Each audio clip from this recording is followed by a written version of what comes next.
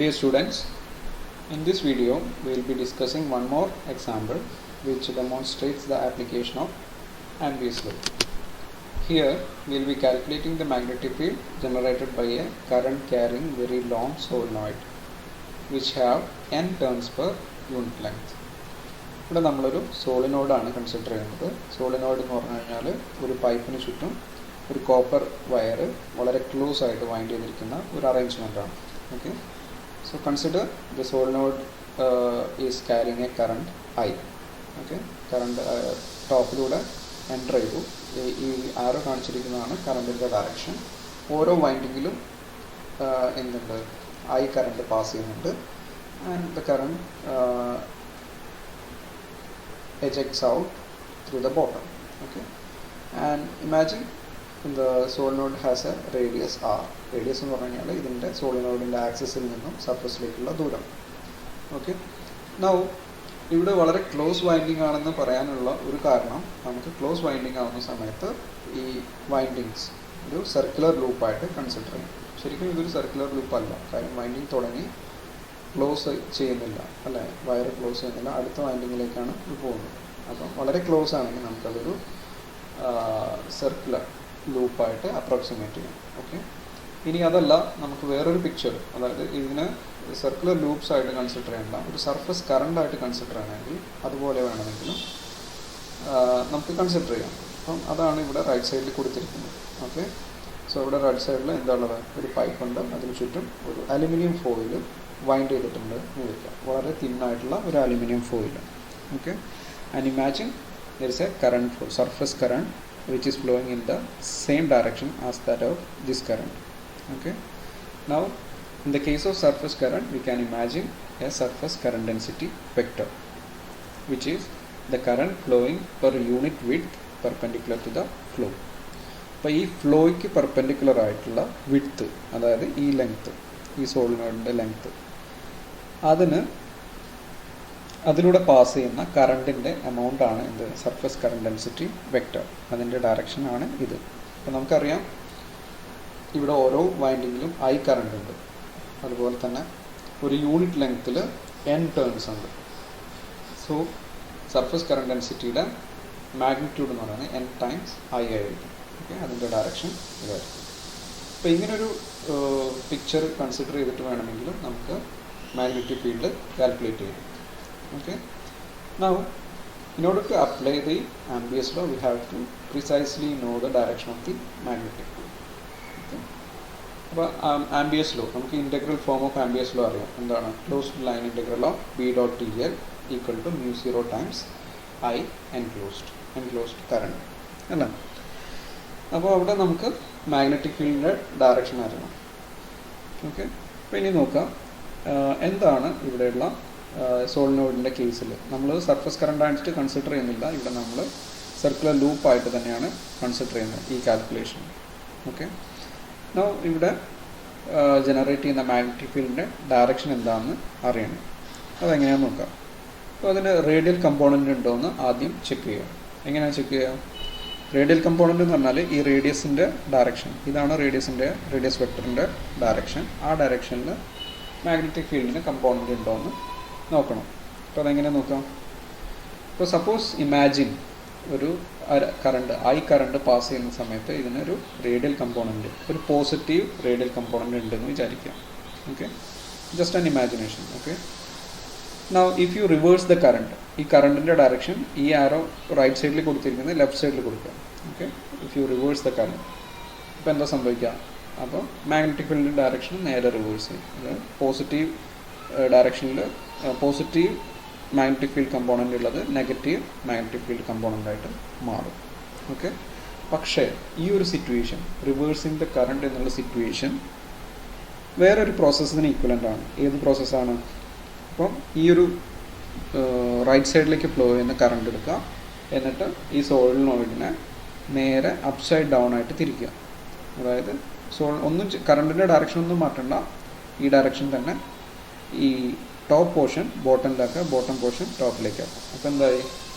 കറണ്ടിൻ്റെ direction reverse ചെയ്തതിന് equivalent ആണ്, അല്ലേ? അപ്പോൾ നമ്മൾ കറണ്ടിൻ്റെ ഡയറക്ഷൻ ഒന്നും മാറ്റിയില്ല, ജസ്റ്റ് സോളിനോയിഡ് നേരെ തിരിച്ച് അപ്സൈഡ് ഡൗൺ ആയിട്ട് വെച്ചു.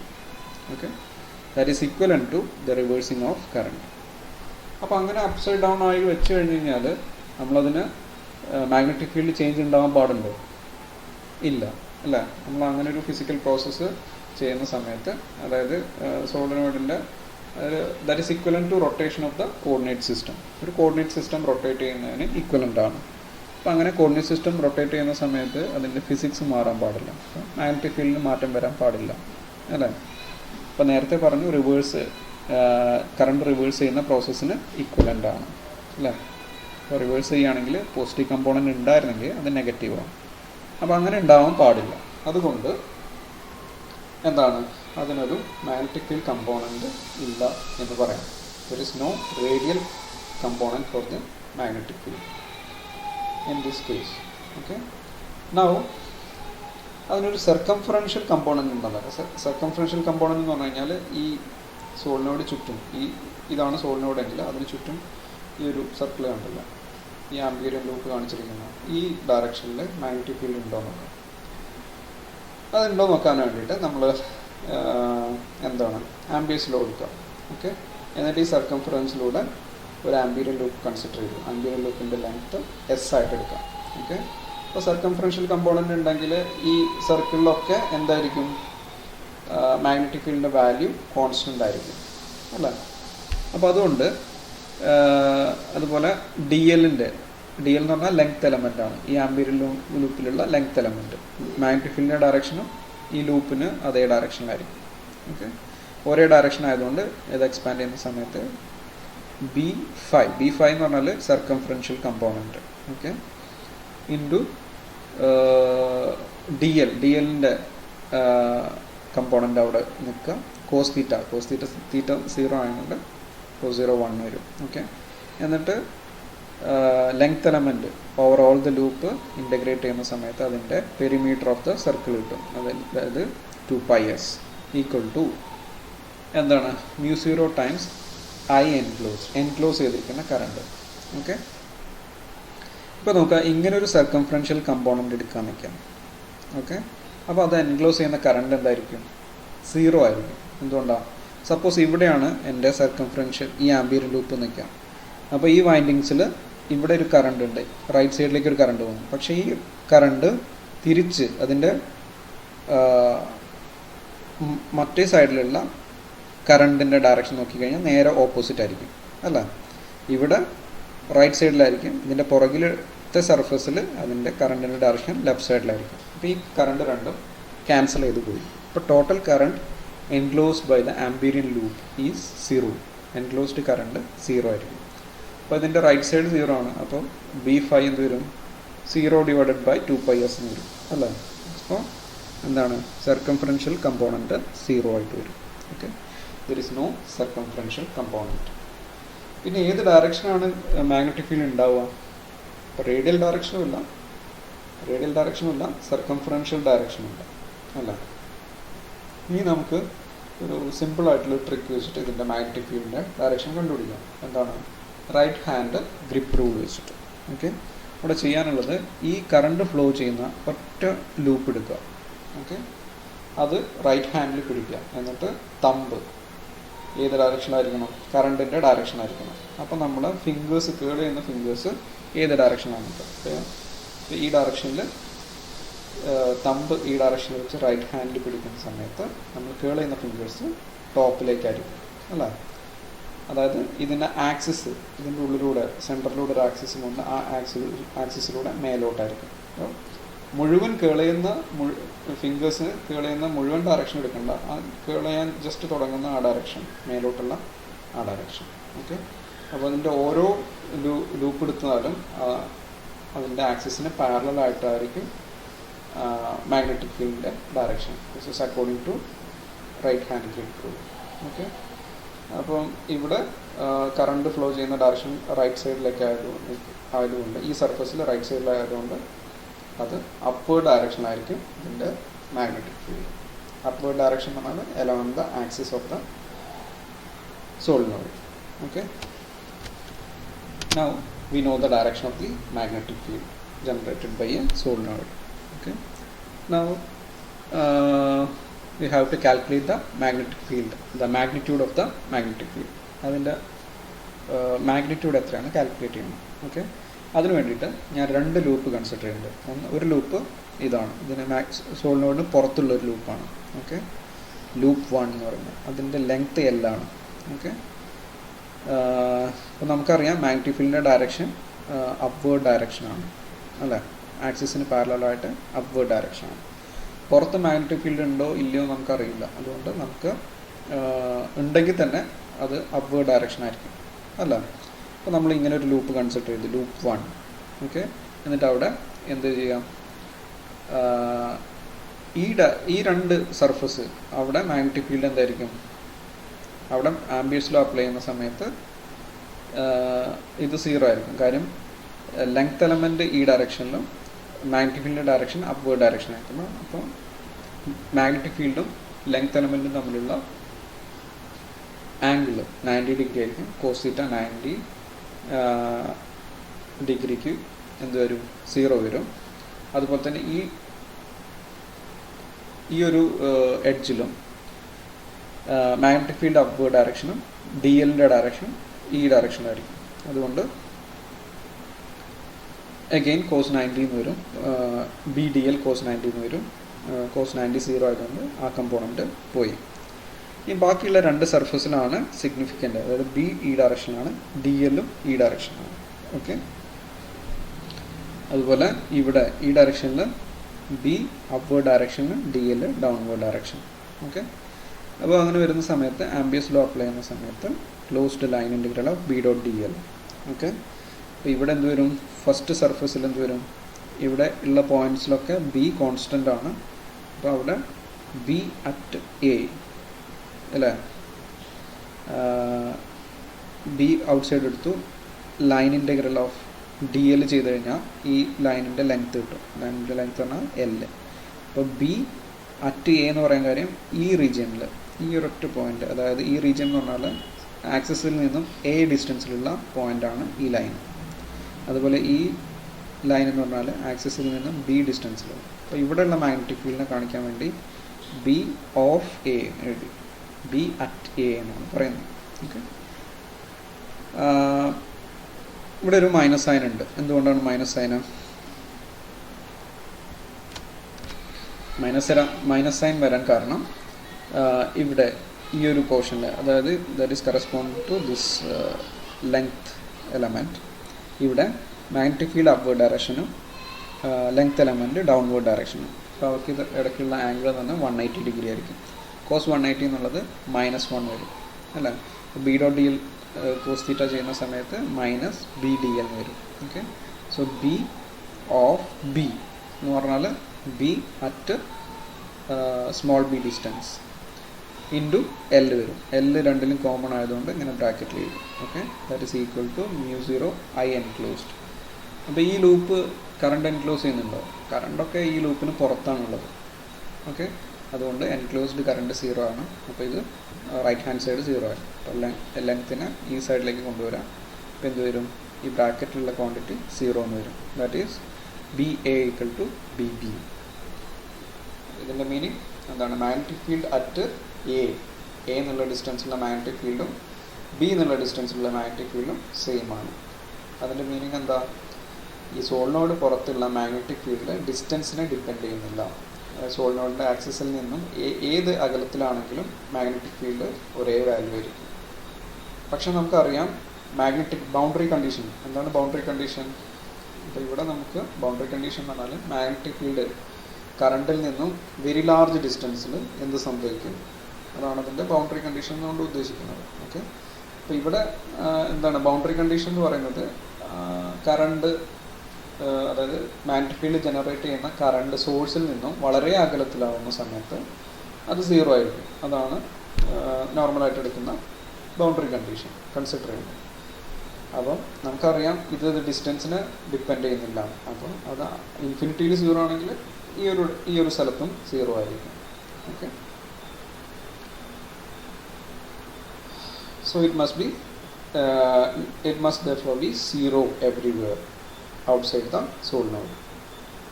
സോളിനോഡ് പുറത്ത് എല്ലാ പോയിന്റിലും മാഗ്നറ്റിക് ഫീൽഡ് 0 ആയിരിക്കും. Okay. Now next we consider a loop 2, second loop. ആ സെക്കൻഡ് ലൂപ്പ് വെച്ചിരിക്കുന്നത് എങ്ങനെയാണ്? സോളിനോയിഡിൻ്റെ ഉള്ളിലേക്ക് കുറച്ച് തള്ളി നിൽക്കുന്നുണ്ട്, അതുപോലെ സോളിനോയിഡിൻ്റെ പുറത്തേക്ക് കുറച്ച് ഭാഗം പുറത്തോട്ട് നിൽക്കുന്നുണ്ട്. Okay, half inside and half outside. ഈ സോളിനോയിഡിൻ്റെ ലെങ്ത്ത് നേരത്തെ പറഞ്ഞ പോലെ തന്നെ എൽ ലെങ്ത് ആയിട്ടാണ് എടുത്തിരിക്കുന്നത്. ഓക്കെ, ഇനി അഗെയിൻ നമുക്ക് ആംബിയസ് ലോ അപ്ലൈ ചെയ്യാം, integral B dot D L. Okay, അപ്പോൾ ഇവിടെ നമുക്ക് എന്തുണ്ട്? മാഗ്നറ്റിക് ഫീൽഡ് അപ്വേർഡ് ഡയറക്ഷൻ, അതുപോലെ തന്നെ D L upward direction. Okay, അപ്പോൾ എക്സ്പാൻഡ് ചെയ്യുന്ന സമയത്ത് തീറ്റ 0 ആയതുകൊണ്ട് ബി ഡി എൽ വരും. ഡി എൽ അപ്പോൾ ഇൻ്റഗ്രേറ്റ് ചെയ്യുന്ന സമയത്ത് ബി ടൈംസ് എൽ എന്ന് വരും. ഓക്കെ, നമുക്ക് ബി ടൈംസ് എൽ.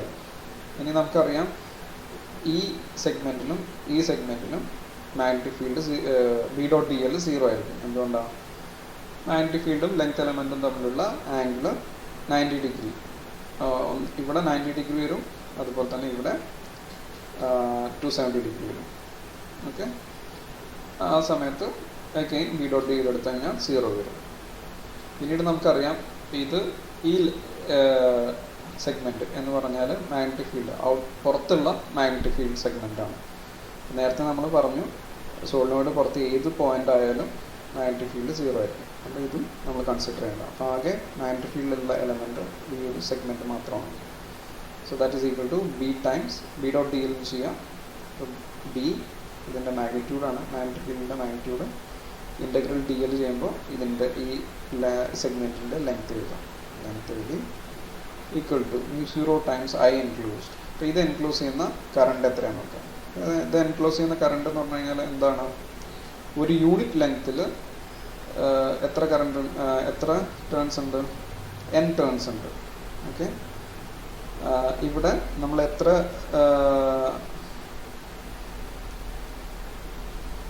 ലെങ്ത് ആണുള്ളത്? ഈ സെഗ്മെൻറ്റിൻ്റെ ലെങ്ത്ത് L ആണ്. അപ്പം ഈ ലെങ്ത്ത് എന്ന് പറഞ്ഞു കഴിഞ്ഞാൽ ഈ ലെങ്ത്തിൽ L ലെങ്ത്തിൽ എത്ര ടേൺസ് ഉണ്ടെന്ന് നോക്കണം. ഓക്കെ, എത്ര ടേൺസ് ഉണ്ട്?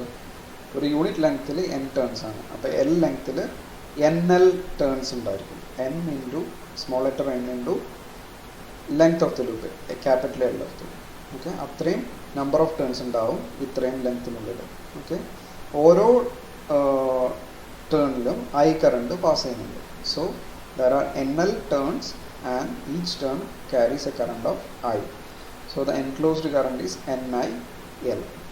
Okay, so the magnetic field inside the solenoid എന്നുള്ളത് എങ്ങനെ കാൽക്കുലേറ്റ് ചെയ്യാം? L-ന് ഇവിടെ കൊണ്ട് റൈറ്റ് സൈഡിൽ കൊണ്ട് ഡിവൈഡ് ചെയ്യാം. L ക്യാൻസൽ ആയി പോയി, ബാക്കിയുള്ള μ0 NI. ഇവിടെ വളരെ ശ്രദ്ധിക്കേണ്ട ഒരു കാര്യം, ഈ സ്മോൾ n എന്നുള്ളത് നമ്പർ ഓഫ് ടേൺസ് അല്ല, number of turns per unit length. ഒരു യൂണിറ്റ് ലെങ്ത്തിൽ എത്ര ടേൺസ് ഉണ്ട് എന്നുള്ളതാണ്. ഓക്കെ, അപ്പോൾ അതാണ് ഇതിൻ്റെ സോളിനോയിഡിൻ്റെ ഇൻസൈഡിലുള്ള മാഗ്നറ്റിക് ഫീൽഡിൻ്റെ മാഗ്നിറ്റ്യൂഡ് μ0 NI. ഇതിൻ്റെ ഡയറക്ഷൻ എങ്ങോട്ടാണ്? Direction upward direction. കാണിക്കാൻ വേണ്ടിയിട്ട് സിലിണ്ടറിക്കൽ കോർഡിനേറ്റ്സ് എടുക്കുകയാണെങ്കിൽ നമുക്ക് Z ക്യാപ് എന്ന് എഴുതാം. ഓക്കെ, അപ്വേർഡ് ഡയറക്ഷൻ കാണിക്കാൻ വേണ്ടിയിട്ട്. Okay, so the magnetic field generated by a solenoid, magnetic field inside a solenoid is given by μ0 NI Z cap. Okay, ഇത് ഇതിൻ്റെ മാഗ്നിറ്റ്യൂഡ് ആണ് μ0 NI. Z ക്യാപ്പ് അതിൻ്റെ ഡയറക്ഷൻ ആണ്. Inside the solenoid ഇത്രയും magnetic field ഉണ്ടായിരിക്കും. Outside the solenoid magnetic field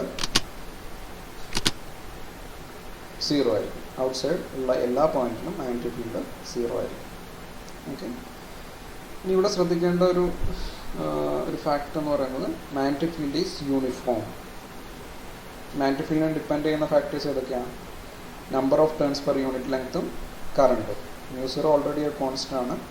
കറണ്ടും number of turns per unit ലെങ്ത്തുമാണ് magnetic ഫീൽഡിനെ ഡിപ്പെൻഡ് ചെയ്യുന്നത്. അതിനൊരു ഡിസ്റ്റൻസ് റിലേഷൻ ഇല്ല, ഡിസ്റ്റൻസുമായി ബന്ധമില്ല.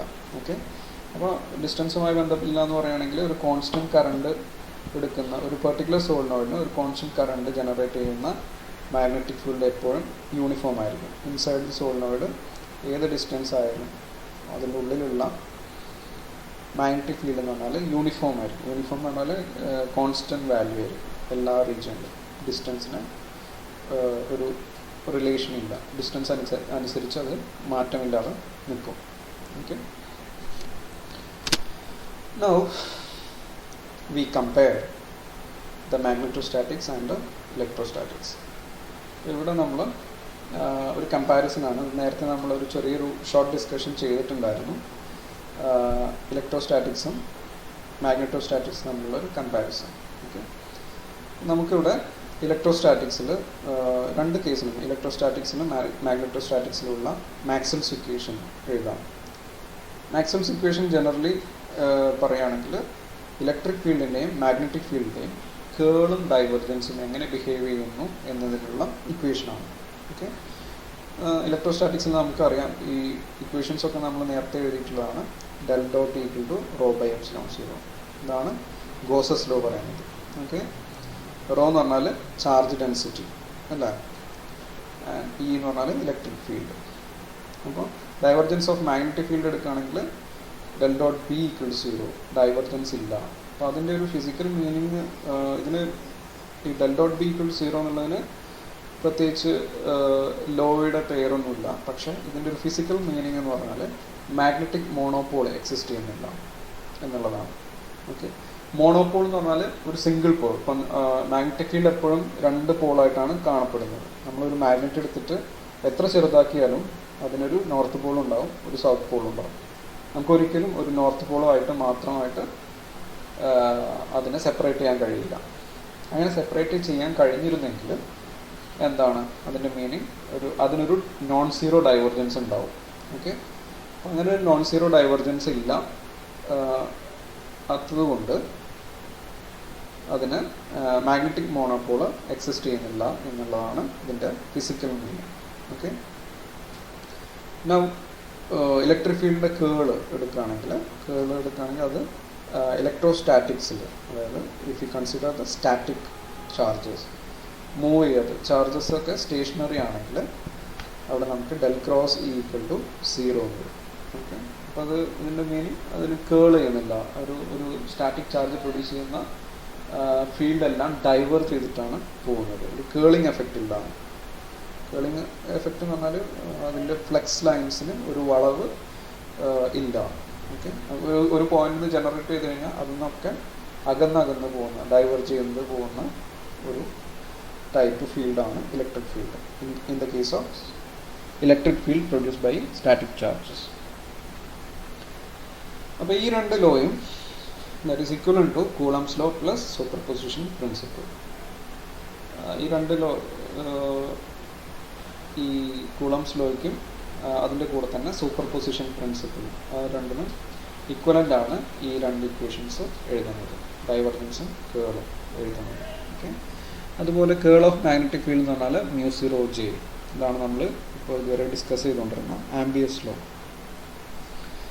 B is the magnetic field and J is the current density vector. Okay, volume current density vector. Okay, now this is equivalent to Biot-Savart's law plus superposition principle. ഈ രണ്ട് equation എഴുതുന്നത് Biot-Savart's ലോയ്ക്കും അതിൻ്റെ കൂടെ superposition പ്രിൻസിപ്പിളും consider ചെയ്യുന്നതിന് equivalent ആണ്. ഇനി ഇവിടെ നമ്മൾ കൺസിഡർ ചെയ്യുന്ന ബൗണ്ടറി കണ്ടീഷൻസ് എന്ന് പറഞ്ഞാൽ അറ്റ് വെരി ലാർജ് ഡിസ്റ്റൻസ്, സോഴ്സിൽ നിന്നും വളരെ അകലെ ഫീൽഡ്സ് എങ്ങനെ ബിഹേവ് ചെയ്യുന്നു, അതാണ് ബൗണ്ടറി കണ്ടീഷൻസ് എന്നുള്ളതുകൊണ്ട് ഉദ്ദേശിക്കുന്നത്. അപ്പോൾ ഇലക്ട്രിക് ഫീൽഡ് ചാർജിൽ നിന്നും വളരെ അകലെ നിൽക്കുന്ന സമയത്ത് 0 ആയിട്ടാണ് അതിൻ്റെ ബൗണ്ടറി കണ്ടീഷൻസ് എടുക്കുന്നത്. അതുപോലെ തന്നെ magnetic field, magnetic field generate ചെയ്യുന്നത് കറണ്ടാണ് അല്ലേ. കറണ്ടിൽ നിന്നും വളരെ അകലെയുള്ള ഒരു സ്ഥലത്ത് അതിൻ്റെ മാഗ്നറ്റിക് ഫീൽഡ് എന്ന് പറഞ്ഞാൽ 0 ആയിരിക്കും. അതാണ് ഈ രണ്ട് കേസിലും കൺസിഡർ ചെയ്യുന്ന ബൗണ്ടറി കണ്ടീഷൻസ്. ഇപ്പോൾ ശ്രദ്ധിച്ചാൽ അറിയാം, ഇവിടെയുള്ളൊരു അനലോഗസ് ആയിട്ടുള്ള ഫാക്ട്, ഇവിടെ ഇലക്ട്രോസ്റ്റാറ്റിക്സിൽ സ്റ്റാറ്റിക് ചാർജസ് ആണ്, മാഗ്നറ്റോസ്റ്റാറ്റിക്സിൽ സ്റ്റേഷനറി കറണ്ട്സ് ആണ് നമ്മൾ കൺസിഡർ ചെയ്യുന്നത്. ഓക്കെ, നൗ ഈ 4 ഇക്വേഷൻസിനെയാണ് മാക്സ്വെൽസ് ഇക്വേഷൻസ് എന്ന് പറയുന്നത് in the case of static charges and static current. Okay, ഇലക്ട്രോസ്റ്റാറ്റിക്സിൻ്റെ മാഗ്നറ്റോസ്റ്റാറ്റിക്സും കൺസിഡർ ചെയ്യുന്ന സമയത്ത് ഈ 4 ഇക്വേഷൻസ് അതായത് divergence of electric field and magnetic field and also the curl of electric field and magnetic field will give you the Maxwell's equations. Okay, അപ്പോൾ ഈ ഒരു പോയിന്റിൽ മാക്സ്വെൽസ് ഇക്വേഷൻസ് എഴുതാൻ പറഞ്ഞ ഈ ഒരു പോയിന്റ് എന്ന് പറഞ്ഞാൽ മാഗ്നറ്റോസ്റ്റാറ്റിക്സും ഇലക്ട്രോസ്റ്റാറ്റിക്സും കൺസിഡർ ചെയ്യുന്ന സമയത്ത് മാക്സ്വെൽസ് ഇക്വേഷൻ എഴുതാൻ പറഞ്ഞു കഴിഞ്ഞാൽ ഈ 4 ഇക്വേഷൻസ് ആണ് നിങ്ങൾ എഴുതേണ്ടത്. ഓക്കെ, ഇനി മുന്നോട്ട് പോകുന്തോറും നെക്സ്റ്റ് ചാപ്റ്റേഴ്സിലൊക്കെ വരുന്ന സമയത്ത് ഈ ലോയ്ക്ക് മാക്സ്വെൽസ് ഇക്വേഷൻ്റെ ഫോമിന് ചെറിയ മാറ്റങ്ങൾ വരും. അപ്പം അത് ആ സമയത്ത് ഡിസ്കസ് ചെയ്യാം. ഓക്കെ, ഒരു കംപ്ലീറ്റ് ഡിസ്ക്രിപ്ഷൻ വേണമെങ്കിൽ നമുക്കൊരു ഇക്വേഷൻ കൂടിയാണ്, എന്താണ് മാക്സ്വെൽസ് ഇക്വേഷൻ്റെ കൂടെ നമ്മൾ ഫോഴ്സ് ലോ, അതായത് ലോറൻസ് ഫോഴ്സ് ലോ കൂടി കൺസിഡർ ചെയ്യണം.